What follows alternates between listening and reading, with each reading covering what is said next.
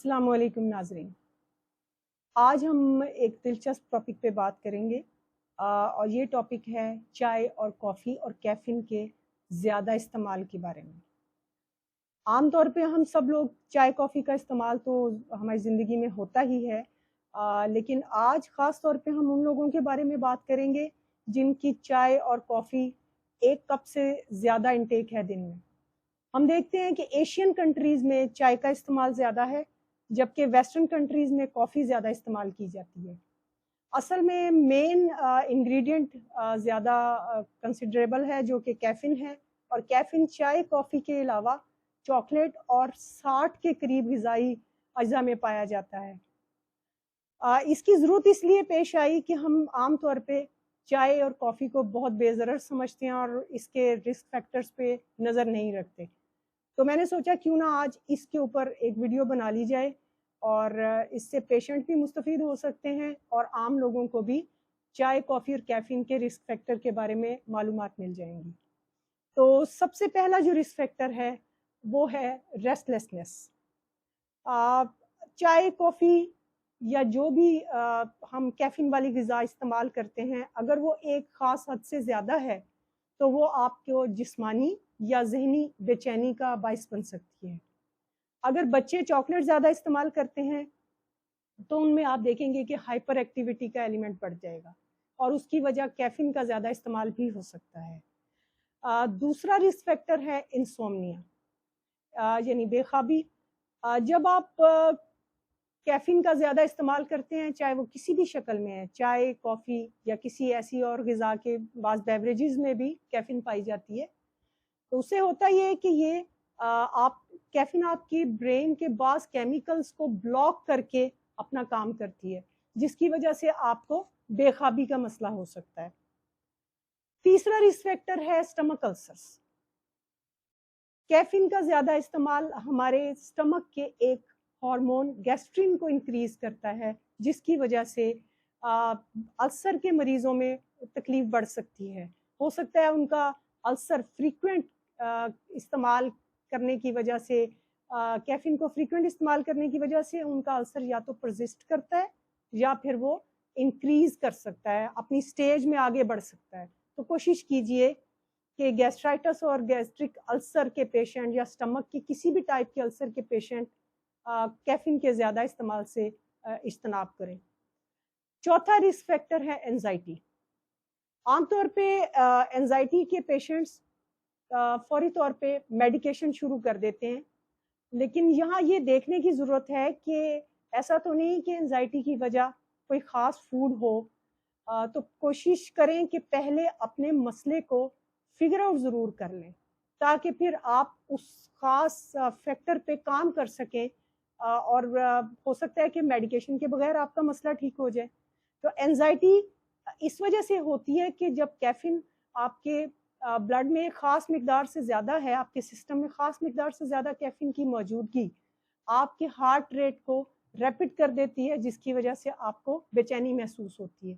اس کے علاوہ پیلپیٹیشن کا بڑھنا یا پیلپیٹیشن مستقل ہو جانا بھی کیفین کے رسک فیکٹرز یا سائیڈ افیکٹس میں سے ایک ہے۔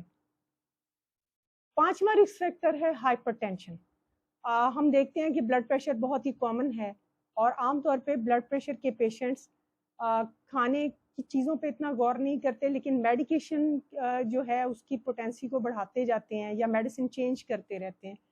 تو ان کو بھی یہ دیکھنے کی ضرورت ہے کہ ہائپر ٹینشن کی وجہ کیفین کا زیادہ استعمال تو نہیں، کیونکہ کیفین آپ کے سینٹرل نروس سسٹم کو ٹیمپرریلی آپ کو اس کو بہت زیادہ انکریز کرتا ہے، آپ کا میٹابولزم تیز ہو جاتا ہے، اور سم ٹائمز ہائپر ٹینشن کے پیشنٹس میں بی پی بڑھ سکتا ہے، اور اس کا مستقل ہو جانا بھی کسی نہ کسی ایسی ہی غذا کی طرف بھی اشارہ ہو سکتا ہے۔ چھٹا رسک فیکٹر ہے ڈیزینس یا فٹیگ۔ جب آپ کیفین کا استعمال زیادہ کرتے ہیں، چائے یا کافی مستقل لیتے رہتے ہیں زیادہ مقدار میں، تو یہ آپ کے سسٹم میں کچھ دیر رہتے ہیں اس کا اثر، آپ بہت اچھا فیل کرتے ہیں، آپ ایکٹیو فیل کرتے ہیں، حشاش پشاش ہو جاتے ہیں، لیکن ہوتا یہ ہے کہ کچھ گھنٹوں کے بعد جب کیفین آپ کے سسٹم سے نکل جاتی ہے تو آپ کو डिजीनेस होती है, आप बहुत थके हुए और फटीग्ड फील करते हैं, तो इसकी ये कैफियत मुनासिब नहीं, इसके लिए गौर करना बहुत ज़रूरी है, अपने इंटेक पे लाजमी नज़र रखें। छठा रिस्क फैक्टर है किडनी प्रॉब्लम। जब भी आप चाय या कॉफ़ी वगैरह का ज़्यादा इस्तेमाल करते हैं, खुसूसन चाय, तो चाय से आपको फ्रीक्वेंट यूरिनेशन का मसला हो जाता है।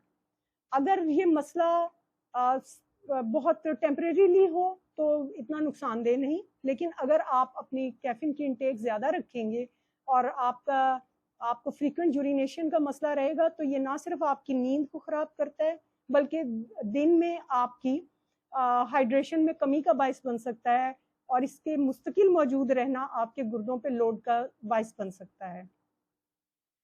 8वां रिस्क फैक्टर है एडिक्शन। अगर तो आप दिन में सिर्फ 1 कप चाय या कॉफ़ी का लेते हैं, तो शायद वो आपके लिए बहुत ज़्यादा ज़रर आसान ना हो, लेकिन अगर आपको चाय कॉफ़ी की आदत पड़ गई है और आप हर कुछ घंटों के बाद चाय की या कॉफ़ी की डिमांड करते हैं, तो इसका मतलब ये है कि आपको इसकी एडिक्शन हो गई है।